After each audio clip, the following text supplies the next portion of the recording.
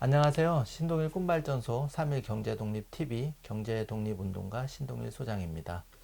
오늘은 건국대학교 미래지식교육원 김성애 교수님을 모시고 부동산 시장 전반에 대해서 들어보는 시간을 갖도록 하겠습니다. 특히 부동산 시장이 굉장히 그 포화 상태, 여러모로 레드오션인데 블루오션 요번에 그 책을 하나 내셨습니다. 은행 위주로 여러분 지갑을 실질적으로 이렇게 빵빵하게 해드릴 수 있는 정보를 곁들여서 하겠습니다.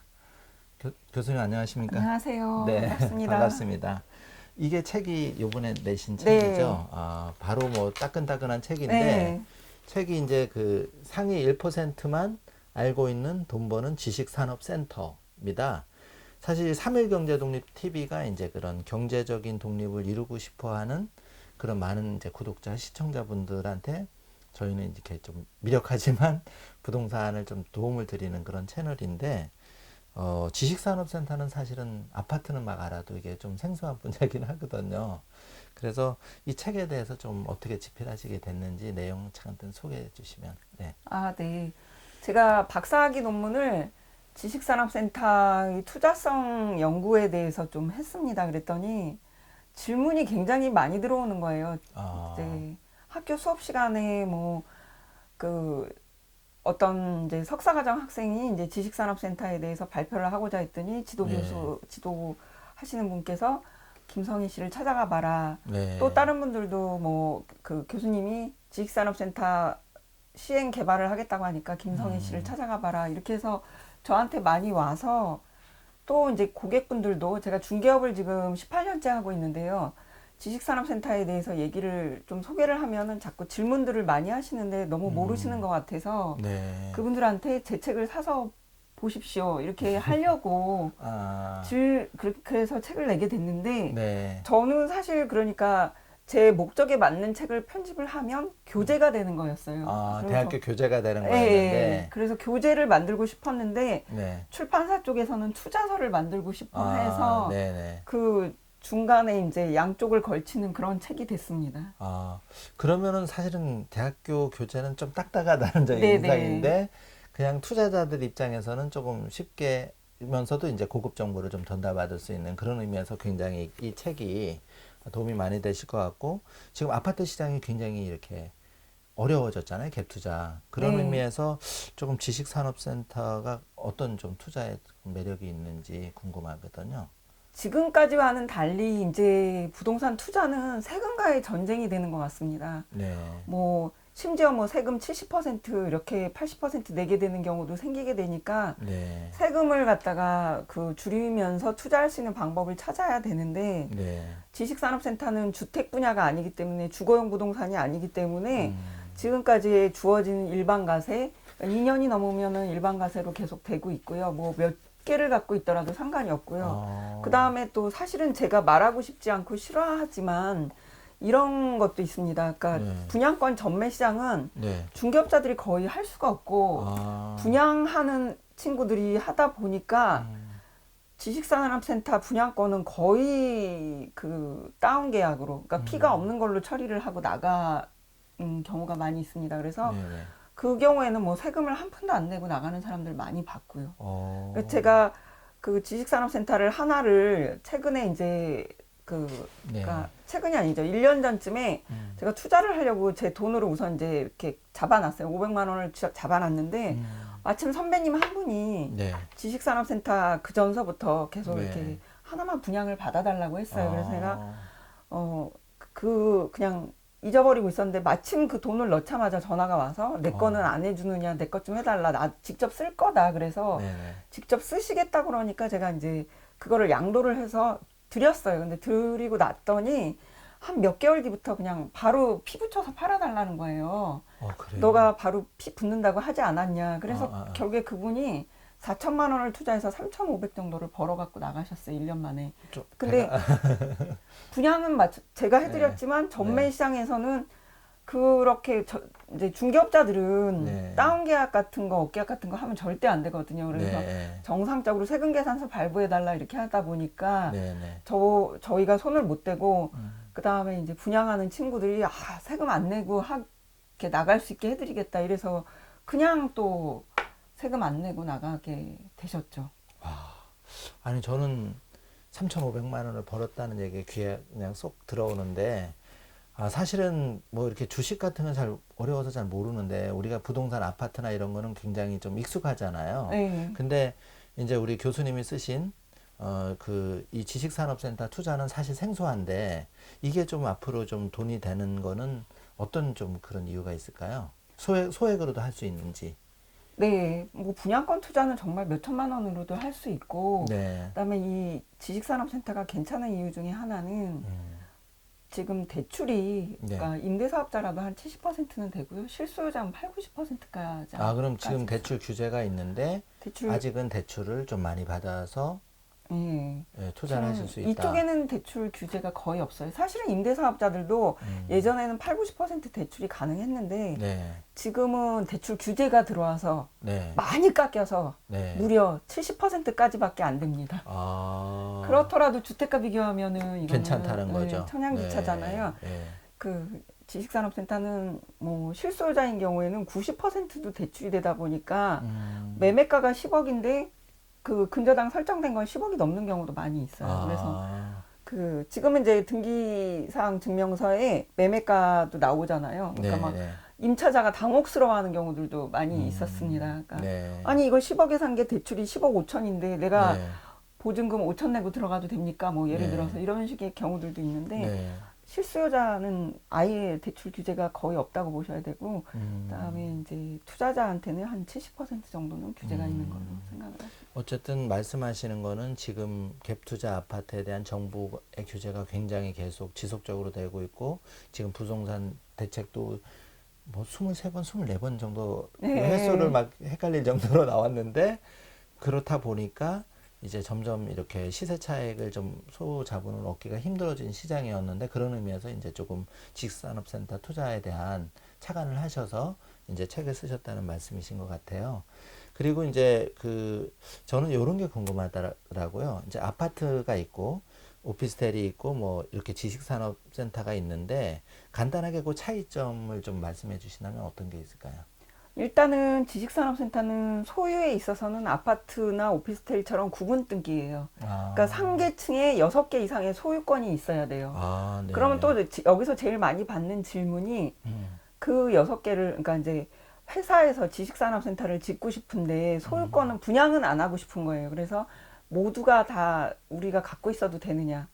됩니다. 그러니까 구분 등기만 돼 있으면 돼요. 네네. 오피스텔도 뭐 200개를 지었지만 200개 다 소유하고 계신 분도 봤거든요. 네. 그러니까 이것도 지식산업센터도 6개 이상으로 분양을 해야 되고 3계층 이상으로 지어야 되는데 다 한 사람이 갖고 있어도 되는 그런 물건이고요. 네. 그 다음에 이제 오피스텔하고의 차이점은 뭐냐면 오피스텔은 룸마다 다 화장실이 있고 이제 네네, 뭐 그렇죠. 그 세면대가 들어가 있는데 네.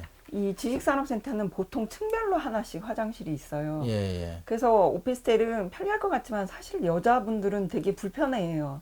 화장실 이용할 때 냄새 그리고 뭐 소음 때문에 제대로 이용을 못해서 얼굴이 우울해진다는 그런 얘기도 들었는데 지식산업센터는 층별로 이렇게 하나씩 있고 관리사무소에서 다 관리를 해주기 때문에 정말 깔끔하게 이용을 할 수 있고요.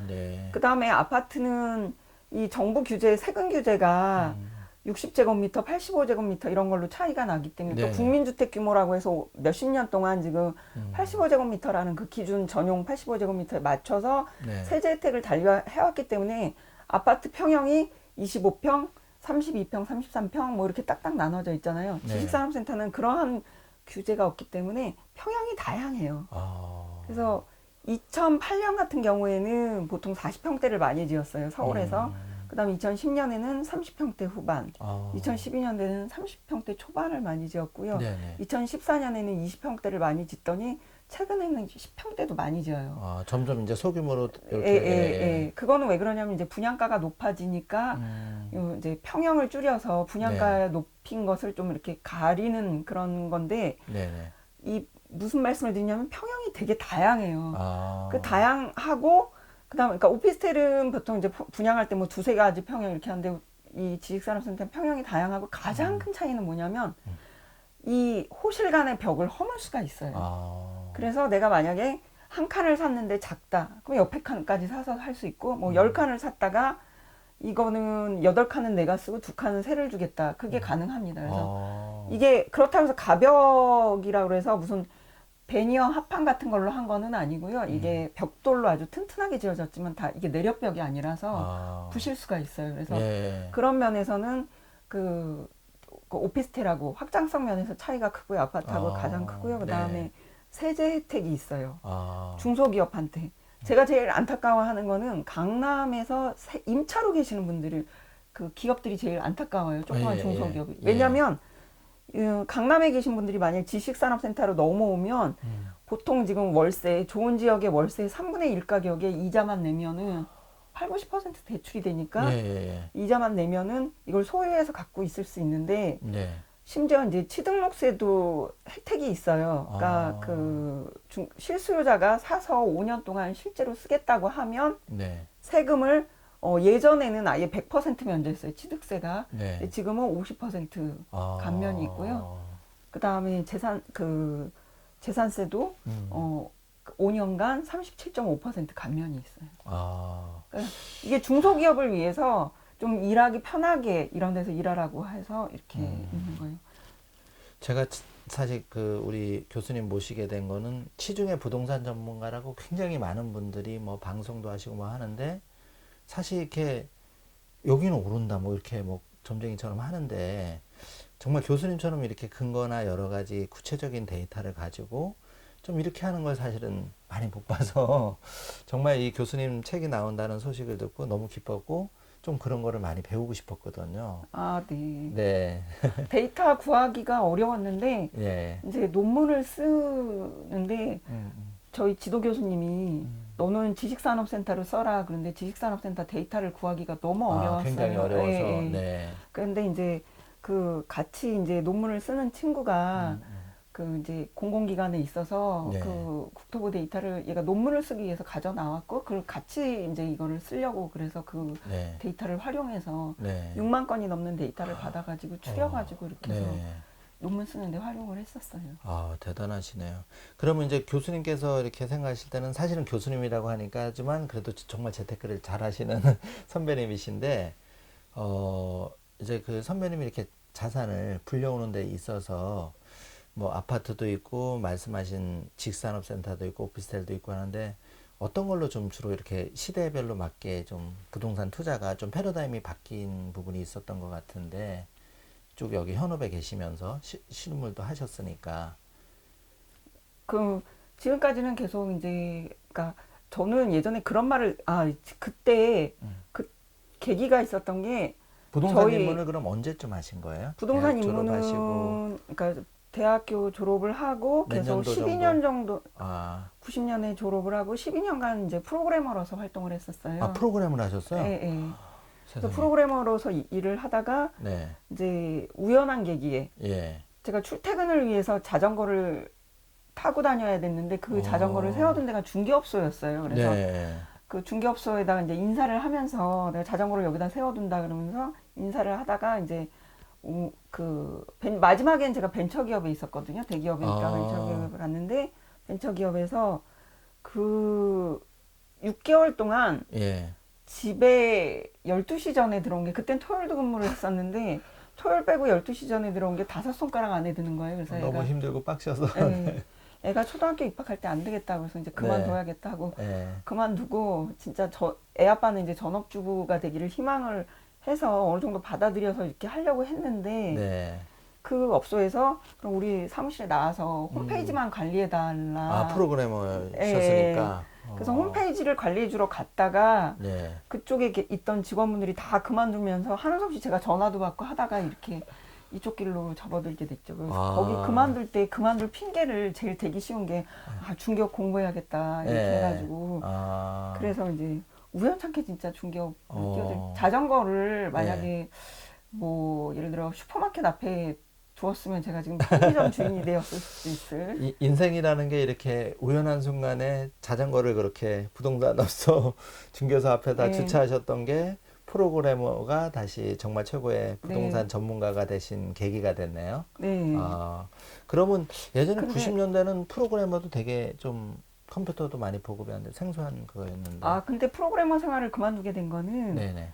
이 프로그래머는 그 당시에는 지금은 좀 안정화됐어요. 자바라는 언어를 가지고 하고 서버 클라이언트 개념으로 움직이는데 그때는 이게 컴퓨터가 발달이 되면서 너무나 환경이 계속 바뀌었어요. 그래서 네.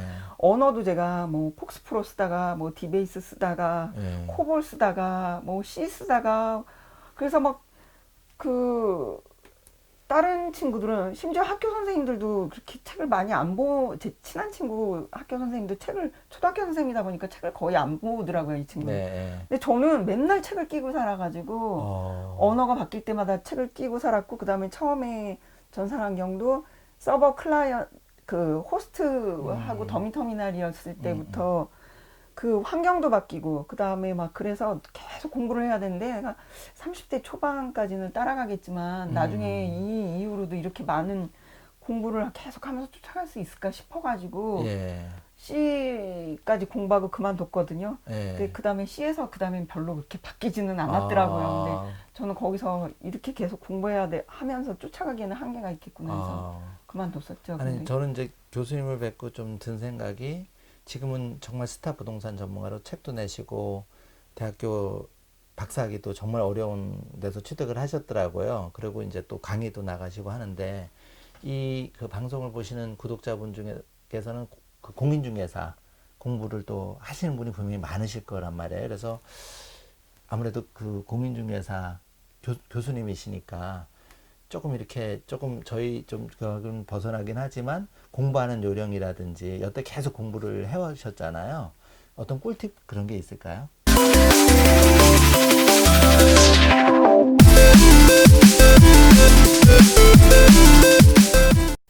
그 공인중개사 공부할 때 저는 진짜 솔직히 말씀드려서 3개월을 채 공부를 안 했거든요. 그런데 합격하셨어요? 예. 근데